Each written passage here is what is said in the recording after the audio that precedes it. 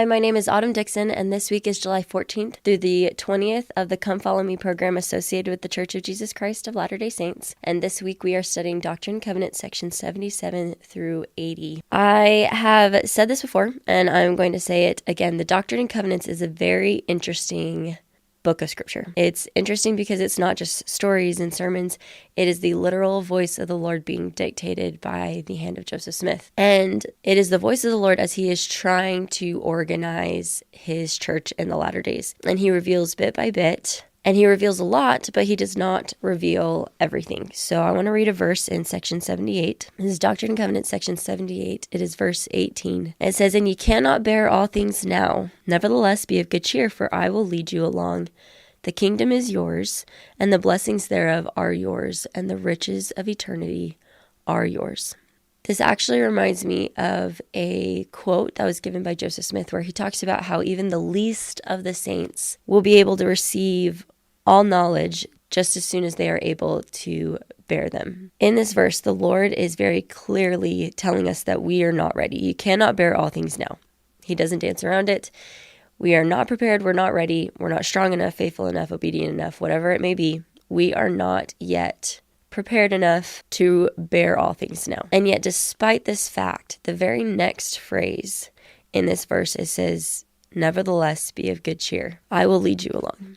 And there's many ways that we can interpret this and bring it into our lives, but the way that I heard this today when I was preparing this message, the way that I interpreted this is the Lord is saying, you're not good enough yet, but rejoice anyways, because I'm going to lead you there. You can be happy and rejoice in my perfection. The kingdom and the blessings are yours. I think it's really important to note that present tense. The kingdom is yours and the blessings are yours. The riches of eternity are yours. It doesn't say that we will be able to enjoy riches of eternity after we have suffered enough for our sins, after we have felt guilty long enough. It doesn't say after you get over all of your flaws, the riches of eternity are yours. He literally says in this verse, ye cannot bear all things now. You're not ready for this, but rejoice right now. Be of good cheer right now, for I will lead you along. Our recognition of the fact that we're not good enough, because that is a very true statement, we are not good enough. It's very easy to get bogged down and depressed within that statement that we are not ready to bear all things. Satan loves to pair that truth with this idea that we also need to be depressed about it. We may even have a testimony of the atonement of Jesus Christ, and yet we still continue to carry around the weight of our own sins and the weight of our own flaws. Our mistakes love to come back around and yell at us. Sometimes it's even hard when we're doing our very best because our very best is still not going to be good enough. We know better, but our flaws continue to follow us around. And the Lord does not shy away from that. He does not dance around it. He says, ye cannot bear all things now. And we believe him when he says that. We believe him when he says, ye cannot bear all things now.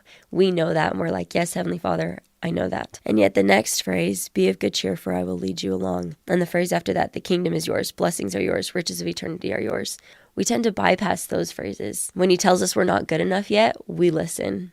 But when he tells us that we can rejoice anyway, when he tells us that he can still offer us the kingdom, we tend to bypass that part and not believe it. In Relief Society recently, I heard this message given. It was a comment given by another woman in Relief Society. Her name is Sydney, and I received permission to share her comment to the best of how I remember it. That goes along with this same idea, in fact, inspired this message. She raised her hand, she commented, she said something along the lines of, are we really allowed to let go of our mistakes? Are we allowed to let go of the sadness that comes from our mistakes? Are we allowed to set our flaws aside and not hold on to them? She said, yes, we have permission to let go of these things, to not carry the weight of our own sins, but to rejoice in his perfection. If you don't believe my friend, then believe the Savior when he says it. We are not ready to bear all things now. We are not ready to be exalted. We are not ready to go to the celestial kingdom, and it is very likely that when judgment day comes around, we will not quite be ready yet. We will not deserve it, and yet that's the entire point of the gospel, is that the Savior paid for it, and If we are trying, he is willing to give it to us anyway. We do not have to be perfect to receive the riches of eternity.